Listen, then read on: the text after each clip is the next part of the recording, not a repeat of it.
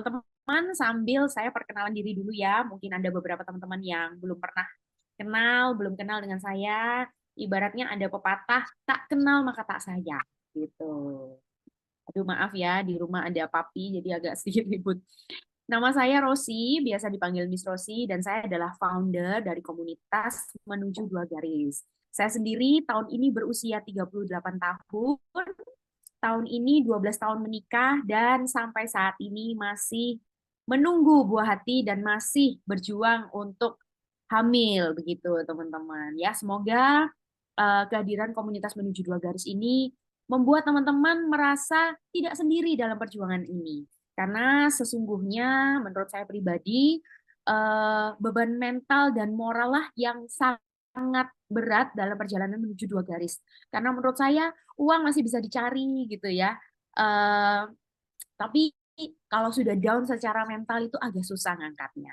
Tapi pada malam hari ini saya mau apresiasi teman-teman yang udah join pada malam hari ini. Karena apa? Karena ini adalah bentuk teman-teman peduli dengan diri teman-teman. Bentuk teman-teman care terhadap perjuangan menuju dua garis. Dan teman-teman mau belajar, mau update, ya, dan mau untuk menambah pengetahuan di area fertilitas. Ini adalah salah satu bentuk ikhtiar yang juga berharga. Hmm. Sebenarnya kapan sih dokter kita itu harus benar-benar memutuskan atau mempertimbangkan, oke, okay, it's time for me to consider IUI or IVF. Apakah itu dari usia pernikahan? Apakah itu dari usia kita sebagai pasangan suami istri? Atau tergantung pada kasus infertilitasnya apa? Menurut dokter bagaimana? Paling bagusnya adalah setelah kahwin 1 tahun. Kalau dalam 1 tahun masih tak bisa hamil, then it's time to see the gynecologist ataupun doktor fertility untuk start the treatment. Ada kalau ada apa masalah, walau pria ataupun wanita ya, just to check. So at least mereka akan tahu apa masalah dan masalah itu boleh dirawati. This also gives them an opportunity to plan, plan untuk alami ataupun insem ataupun bayi tabung. So let's say usia mereka masih dalam lewat 20 tahun ataupun early 30s, they still can try hamil alami. Let's say umur mereka hampir 36, 37, walaupun sudah kahwin 6 bulan ataupun 1 tahun, I think it's about time to plan for IVF. Oke, jadi mungkin ini agak sedikit mengejutkan ya dokter, karena 1 tahun itu terasa sangat singkat sebenarnya ya. Tapi Hmm. setelah 1 tahun kita periksa dokter, Ya. sepertinya kayak agak terlalu cepatkah kalau kita itu 1 tahun menikah, lalu sudah mempertimbangkan IVF gitu. Karena biasanya kalau kita itu bertemu dengan sesama pasien di klinik bayi tabung, kita pasti bertanya, udah nikah berapa tahun gitu kan. Dan saya ini usia pernikahan 1,5 tahun dokter sudah IVF karena kasus infertilitas kami gitu. Ya. Jadi kami adalah pejuang sperma oligo astenoteratozoospermia gitu. Nah, Hmm. 1,5 tahun menikah kita IVF itu banyak sekali teman-teman pasien yang bilang, kok cepet banget, kok buru-buru, kenapa kamu nggak coba ini dulu, kenapa nggak coba itu dulu gitu. Tapi menurut dokter secara medis, kapan atau indikator apa yang harus membuat kita itu segera mempertimbangkan untuk aku mau naik level nih, nggak bisa promil alami terus, harus mulai beranjak UI atau ID. Apa itu? Okay. Okay, as I said, itu bergantung kepada umur wanita ya. If let's say umur wanita itu masih dalam kurang dari 30 ataupun masih 31, 32, setelah meningkat 1 tahun, harus jumpa dokter fertilitas untuk meneliti apa masalah mereka. Oops.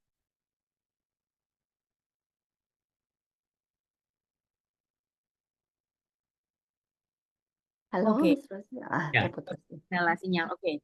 Berarti usia wanita tuh memainkan peranan yang sangat penting ya dokter, yes, karena yes. sel So telur. kalau mereka muda, ya, I mean, let's say mereka masih dalam early 30s, dalam 1 tahun itu setelah buat rawatan, tidak semestinya mereka buat IVF. No, rawatan ini memberikan mereka satu garis panduan. Kalau sperma mereka bagus dan ovarian reserve is good, OAM-nya bagus, mereka masih bisa try untuk hamil alami. Tapi seperti Rosie kata, kalau spermanya terlalu macam severe OAT ataupun oligoterato-ascenozoospermia ya. So I think it will take some time for it to become better. So kalau ada fasilitas lebih baik buat bayi tabung. Tapi untuk mereka wanita yang hampir 40 tahun, let's say 37 ataupun 36 atau 38, setelah kahwin 1 tahun, setelah buat rawatan, ujian darah, lab test semua, I think lebih baik terus start IVF without wasting time. Baik, dokter, saya sudah mendapatkan satu pertanyaan. Pertanyaan yang Hmm. masuk ke Instagram saya keep dulu ya. Teman-teman boleh sambil ngetik ya. Ini ada pertanyaan, usia wanita 43 tahun, usia suami 38 tahun. Ini sepertinya mereka sudah pernah IVF ya. AMH-nya 5,8 pmol. Pada saat Hmm. IVF itu terkumpul 8 telur. Tapi dari 8 itu satu yang tidak matang, one immature eggs, two not fertilized, two fertilized, three partially fertilized, dan semuanya itu slow growth and heavy fragmentation embryo gitu. Jadi dari 8 telur itu hasilnya seperti itu. Penyebab heavy fragmentation itu apa? Lalu step perbaikan apa yang bisa dilakukan untuk bisa dapat better result for the next round of IVF? Okay, whether we like atau whether we like it or not, usia menjadi satu faktor yang sangat penting ya. Kalau lebih daripada 40 tahun, sukses untuk IVF menjadi sangat rendah. It's almost at 40 years, the success is only about 20 atau 30%. 41 tahun, dia turun lagi. 42 tahun, dia turun lagi. At 43 years old, the success of IVF is around 10%, only 10%. So, in order to, and kenapa dia menjadi sangat rendah? Sebab sel telurnya menjadi sangat rendah. Ovarian reserve is very low. Sel telurnya sangat rendah, so ovarian itu susah untuk indung telurnya susah untuk distimulasi untuk mendapatkan sel telur yang bagus. So dengan akupuntur dengan suplemen yang bagus, still it is very difficult. Dalam 10 orang mungkin 1 orang yang berjaya. That means we are looking at 10%. So walaupun suksesnya rendah, persentasenya rendah, itu tidak bermakna tidak seorang pun berjaya. Dalam 10 orang, 1 orang masih berjaya. So for those people at 43, you have to keep trying. You have to keep trying. Ada teknologi yang baru seperti ovarium, PRP ovarium, ataupun ada juga injection seperti growth hormone, Saizen. Itu semua bisa digunakan untuk mempengaruhi kualitas sel telur. Tidak untuk meningkatkan kuantiti sel telur ya. No, it's only for kualitas. Oke, jadi usia itu sangat berpengaruh dengan kualitas telur, yang mana akan sangat berpengaruh terhadap kualitas embrio. Begitu ya dokter ya? Iya, betul. Oke, apakah jika misalnya usia sang wanita memang sudah di atas 40, dokter, kualitas telurnya memang mungkin tidak seberapa bagus. Tapi jika kualitas spermanya sangat bagus, apakah mungkin dihasilkan embrio yang setidaknya apa ya, lumayan? Pertanyaan saya adalah apakah sperma yang berkualitas itu bisa membantu kualitas sel telur yang tidak seberapa bagus, dokter? No, it has to be both. Sperma yang bagus dan sel telur yang bagus. Kalau sel telurnya tidak bagus dan sperma bagus, tidak baik juga. That means the chromosome dan DNA material dalam sel telur itu tidak bagus. So bila di share dengan masa fertilization, memang embrionya tidak begitu bagus. Walaupun spermanya bagus, sel telur tidak bagus, so the outcome will be bad. So for those whoever mereka yang umurnya hampir 40 tahun, it's best advice to do IVF secepat mungkin. Okay? Dan mereka yang lebih daripada 40 tahun itu, jangan putus harapan. Masih ada harapan. You keep trying. You keep trying, definitely mesti berjaya. Baik. Dokter ini sepertinya sudah bergabung dengan kita. Sis Nurul ini sudah beberapa kali gagal frozen embryo transfer. Karena pertanyaannya sudah advance ini. Apakah boleh tolong dijelaskan lebih lanjut tentang treatment Era, Emma, dan Alice ini, dokter? Okay. Frozen embryo transfer yang dibuat itu adakah setelah buat PGT ataupun tanpa PGT? Kalau tanpa PGT, itu bermakna kita tidak tahu embrionya bagus atau tidak. So, the first thing is, kalau tidak buat PGT, embrionya harus buat PGT first, sebelum buat embryo transfer. Okay. So, setelah buat PGT, harus bagus juga kalau buat ERA. ERA itu bermakna, ERA, Emma dan Alice itu bermakna, itu adalah salah satu tes ataupun ujian untuk mendapatkan hari dan masa yang paling bagus untuk buat frozen embryo transfer supaya embrionya diterima oleh kandungan. Dengan itu tahap suksesnya menjadi sangat tinggi. Ya. Dokter, ERA itu singkatan dari apa? Mungkin banyak teman-teman yang belum tahu di sini. ERA itu endometrial receptivity analysis. Oke, kalau Emma, dokter. Emma dan Alice-nya, Emma itu dan Alice-nya tidak ada seperti ERA, tapi namanya dibagi supaya untuk tujuan untuk dapatkan ada mikroorganisme yang tidak bagus dan mikroorganisme yang bagus ada di dalam rahim atau tidak. Oke, tapi tidak semua pasien IVF yang pertama kali IVF itu langsung dianjurkan ERA, Emma, dan Alice ya dokter ya? No, it's not like that. Kalau umurnya sudah meningkat dan hanya ada satu embrio sahaja untuk meningkatkan tahap suksesnya yang tinggi, saya memang advise patient itu buat ERA. Ya. Hmm. Ini ada pertanyaan lagi. Usianya 32 tahun, wanita. Suaminya 33 tahun, masih cukup muda ya dokter ya. Tapi AMH-nya 0,2 dan jumlah sel telur itu kurang dari 5 dokter. Menikahnya sudah 6 bulan, apa masih aman untuk promil alami 3 bulan dengan step awal HSG? Atau what is your best advice untuk case ini dokter? Sorry, umurnya berapa ya? Yang wanita suami 33. And AMH-nya 0,2 itu pimol atau nanogram? Nah, satuannya apa, Sister Sandra? Pimol atau nanogram? Karena ada dua satuan untuk AMH. Biasanya kalau kita cek di lab, kalau di Indo setahu saya memang berdua-duanya. Dia Ya, pakai pimol ya dokter ya. Ya, nanogram. nanogram. Ya, 0.2 is almost okay, still okay. So boleh bisa buat hamil alami, tapi maybe mungkin dalam 6 bulan atau maksimum 1 tahun. Kalau tidak bisa, terus ke bayi tabung. Oke. Dokter ada yang bertanya beda ORA, ORA, ERA, dan MIRA. Waduh.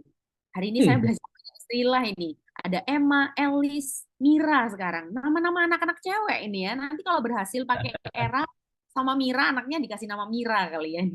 Ada juga orang yang baru. Nah, oh ya, ini dia bertanya apa itu ORA, ERA, dan Mira.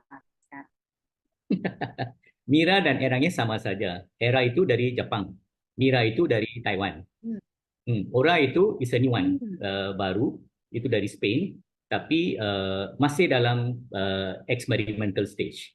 Tapi semuanya untuk dapatkan masa dan hari yang paling bagus untuk frozen embryo transfer. Jadi beda negara mereka mengeluarkan satu istilah yang berbeda ya dokter ya. Ya, untuk Ah. confusekan patient. Kalau dokter punya teknologi, dokter kasih nama apa ini? Kan udah ada Ora, Eka, dan Mira nih. Dokter kasih nama apa? Tidak tahu lagi, mungkin harus buat penelitian lagi.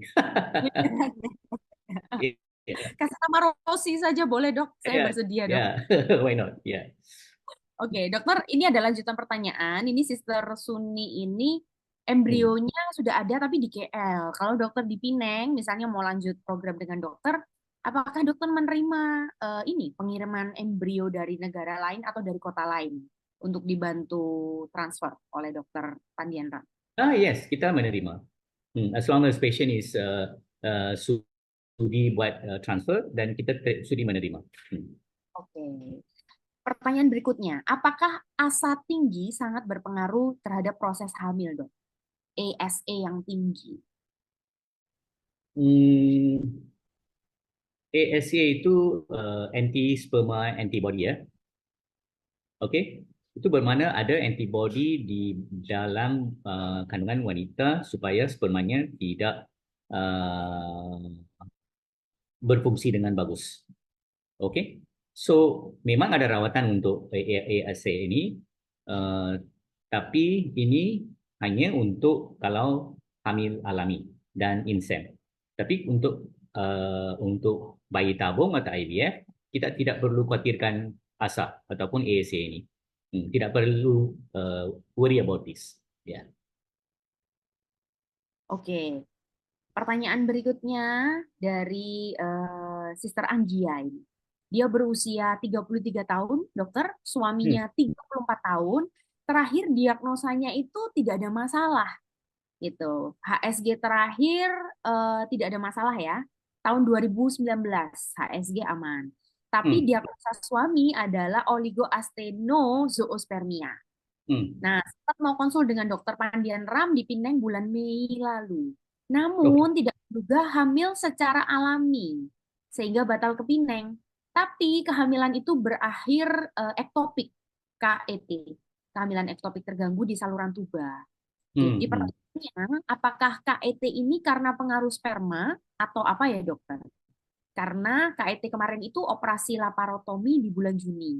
Itu pertanyaannya apakah KET disebabkan oleh sperma yang oligoteratu tadi? Lalu pertanyaan kedua, kapan dia bisa mulai program hamil lagi? Sorry, oligoasteno. Okey. Ectopic pregnancy ini tidak disebabkan oleh sperma, masalah sperma. Ini boleh bisa berlaku kepada siapapun. Itu bermakna embrionya tidak langsung ke kandungan tetapi sudah tetap di saluran tubanya. So itu masalah itu bisa berlaku kepada sesiapa. Itu peratusnya adalah kurang daripada 1%, less than 1%. So this is not due to kondisi spermanya, tidak. If she ask bila bisa mulai program lagi, ya within satu bulan ataupun 2 bulan bisa start untuk plan program. Dokter, ini istri usia 30 tahun, suami 32 tahun. Nah, dia bertanya, apakah ada opsi lain selain IVF? Kan IVF itu mahal. Menurut saya mungkin gantung kasus. Umurnya berapa ya? Kasnya ya. Umurnya yang istri 30, yang suami 32. Okey, masih muda lagi. So why you want to talk about IVF? Masih bisa plan untuk hamil alami. Ya. Tetapi harus cek tuba dan harus cek spermanya dan juga AMH semua sebelum terus buat rawatan untuk hamil alami. Oke. Nah, ini ada pertanyaan berikutnya ini, dokter. Menarik ini. Suami usia 38 tahun, istrinya 33 tahun. Tapi suaminya itu buah zakarnya belum turun 1. Kata dokter urolog harus dioperasi, tapi suami takut dengan resikonya. Pertanyaannya, apa bisa memperbaiki sperma dengan cara lain selain operasi? Lalu apakah harus IVF? Dan apakah bisa IVF dengan hanya 1 buah zakar? Mungkin Sis Priska boleh diinfo juga hasil analisa spermanya apa ya untuk ini ya? Sambil kita tunggu respon dari Sis Priska ya. Buah zakar yang nggak turun 1. Saya kerap menemui kasus seperti ini juga sih dokter. Kalau buah zakarnya tidak turun, itu harus dioperasi dan turunkan. Sebab kalau buah zakar tidak turun, bukan saja itu menjadi masalah untuk fertilitas, buah zakar itu juga ada kemungkinannya boleh menjadi kanker. So untuk mengelakkan itu, buah zakar itu harus dibuat operasi dan diturunkan. Itu operasi kecil saja, tidak bisa takut. Ya, tidak perlu takut kata dokter. Karena operasinya operasi kecil. Dokter, operasinya itu diturunkan atau di remove ya, dokter? Buah Di, zakar, di, buah zakar. di if kalau buah zakarnya masih bagus diturunkan, tapi kalau masih macam tidak berapa bagus itu akan dibuang. Oke. Hmm. Hasil analisa spermanya pada kasus ini adalah Astenoteratozoospermia, dokter. Oke, so masih bisa buat IVF dengan suplemen dan akupuntur dan I think lebih baik buat IVF bayi tabung daripada try pro alami. Oke. Bayi tabungnya sebelum operasi turunkan testis atau setelah, dokter? Oke, I think bisa buat sebelum buat operasi. Operasi itu bisa buat selepas IVF. Oke. Dan mungkin bolehkah saya memberi saran sebelum operasi spermanya juga di freezing dulu, dokter? Perlukah atau tidak perlu untuk kasus ini? Oke, sebab sperma ini diambil daripada buah zakar yang satu lagi sudah turun. So Oh, we don't have to worry about the other one. Yeah. Hmm. semoga menjawab ya pertanyaan dari Sis Priska ya. Nah, berikutnya, dokter. Ketika sudah pernah tes ERS, melakukan IS dan PRP, tapi gagal IVF. Oh, sorry, ini typo ya. Makanya saya berpikir ada tes apa lagi yang saya tidak paham ini. Ternyata maksudnya tes ERA, dokter. Oke. Sudah pernah tes ERA Hmm. dan PRP, tapi gagal IVF. Hmm. What should we do next ini? Harus apa ini berikutnya? Okay, so this is what I always tell my IVF patients. IVF adalah satu expensive gamble. Hmm. There's nothing is nothing 100%. Tidak apapun kita buat tidak semestinya 100%. Walaupun buat era PRP dan semuanya masih ada patient yang bisa gagal 10 to 20%. So bila mereka gagal, kita harus buat ujian yang lebih lagi untuk test whether they have any autoimmune conditions ataupun kegentalan darah. We need to test that first, and of course uh, mungkin rahimnya dengan bagus, dan we need to know also whether embrio itu ada pernah buat PGT atau tidak. Embrionya bagaimana? Ya. Yeah. Baik. Berikutnya ini pertanyaannya dikirim private ke saya, jadi saya coba bacakan ya, dokter. Umur istri 30 tahun, umur suami juga 30 tahun, dokter. Menikahnya sudah hampir 4 tahun. Analisa sperma suaminya normal, tapi istrinya punya adenomyosis. DIE, what is DIE, dokter? Dan riwayat polip. Mungkin boleh dijelasin DIE itu apa ya? I don't know Riwayat what polip. is DIE. Mungkin di maybe some istilah Indonesia. I don't know what is DIE. Ya. Boleh tolong dijelaskan untuk Sister Hartini ini. Tapi ada riwayat polip yang sudah diambil saat histroskopi. Nah, Oke. pertanyaannya, apakah IVF-nya itu bisa berhasil dengan chance yang tinggi atau terjadi kegagalan karena adenomyosis dan DIA-nya? Sambil kita tunggu. Oh, DIA ini adalah deep infiltrate endometriosis. Oke. Adenomyosis adalah deep infiltrated endometriosis. Sama juga. Dua-duanya sama. Hmm. So kalau adenomyosis itu kita hanya harus tahu stadium keberapa. Kalau stadium ke-1, ke-2, ke-3, ke-4 itu penting juga.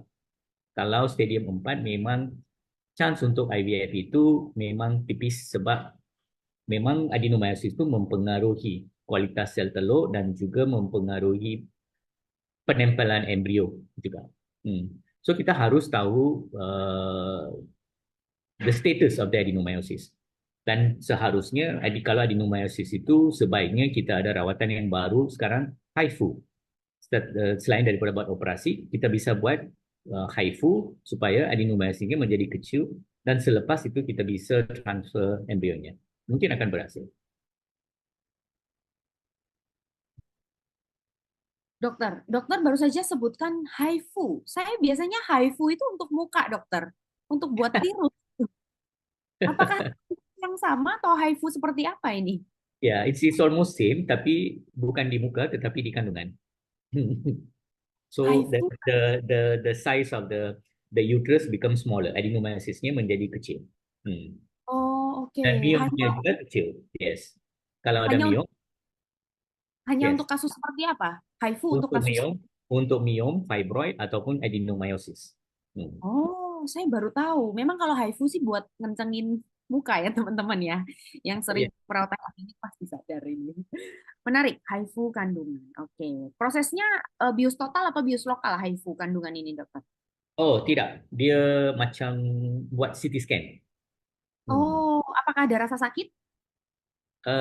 You may feel some discomfort. Bukan sakit, tapi discomfort. Ya. Apakah ada anestesi untuk HIFU kandungan ini? Tidak, tidak. Ya. Oh, tidak. Hmm. Baik. Baik. Next questions. Istri usianya 43 tahun. Suaminya 44 tahun, tapi baru menikah 2 tahun. Ya, sempat promil dan cek hormon semuanya normal. Suami juga normal spermanya, normozoospermia. Tapi saat ini ada rencana mau cek ke Pineng. Nah, program apa yang harus diambil dan apakah kemungkinan hamil alami masih bisa? Umurnya berapa lagi ya? Istri 43, suami 44. Okay. Kalau I told you before, kalau umurnya lebih daripada 40 tahun, okay, anybody, sesiapa pun, kalau tidak menopause, masih ada mens. Siapa pun bisa hamil alami. There's no problem. Tetapi, we need to know what is the chances. Apakah chance untuk mereka hamil alami? Kalau usianya kurang daripada 35 tahun, hamil alami adalah chance-nya 10%, only 10%. Selepas 35 tahun, chance-nya lagi turun 5%. Sekarang ini sudah 43 tahun. Kalau tanya saya, the chances untuk hamil alami adalah hampir less than 1%. IVF pun hanya 10%. But ini tidak this is not to demotivate the patient, tapi ini untuk supaya mereka faham keadaan mereka, supaya mereka buat perawatan IVF-nya dengan segera. So the best option for them will be IVF. Oke. Pertanyaan berikutnya, dokter. Istri usia 29, suami 30 tahun. Menikahnya baru 1 tahun. Ya, diagnosanya rahimnya kecil, dokter. Mungkin Sister Nurul boleh dibantu juga apakah menstruasinya lancar dan apakah sudah pernah tes AMH ya? Hmm. Oke, diagnosa rahim kecil. Oke, saya akan next ke pertanyaan berikutnya ya. Dokter, setelah haid, katanya kan masuk ke jadwal masa subur. Salah satu tandanya adalah cairan putih seperti putih telur gitu. Tapi sister ini tidak pernah mendapatkan tanda-tanda itu, dokter. Sudah pernah pakai OVU test sebulan penuh, bahkan sesudah haid, tapi tidak pernah mendapatkan hasil positif. Nah, dia itu bertanya, apakah dia tidak pernah mengalami masa subur, padahal haidnya rutin, dokter. Mungkinkah kita rutin haid, tapi tidak mengalami masa subur atau ovulasi? Umurnya berapa ya? Tidak terstated di sini, mungkin Sister Bernika boleh di-provide dengan usia.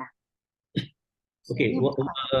walaupun mensnya teratur, itu tidak bermakna semua orang akan ada ovulation ataupun masa subur.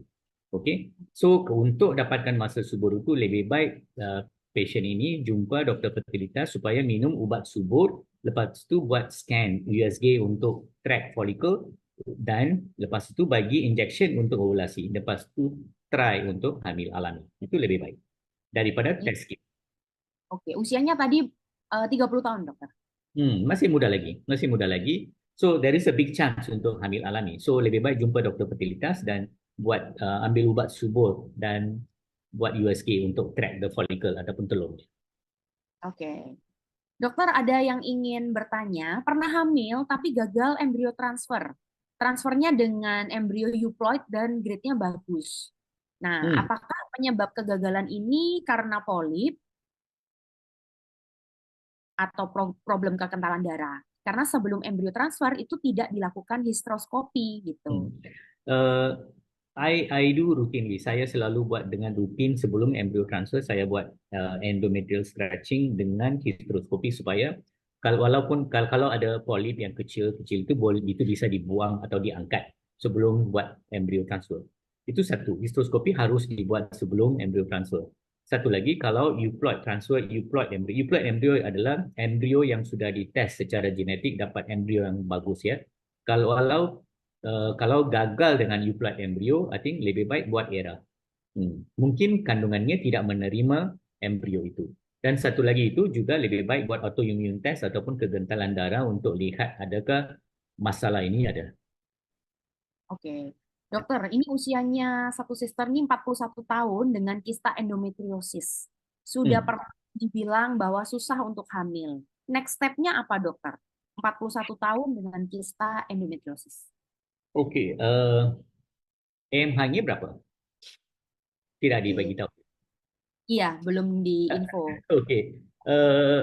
Salah satu faktor untuk susah mengandung adalah usia.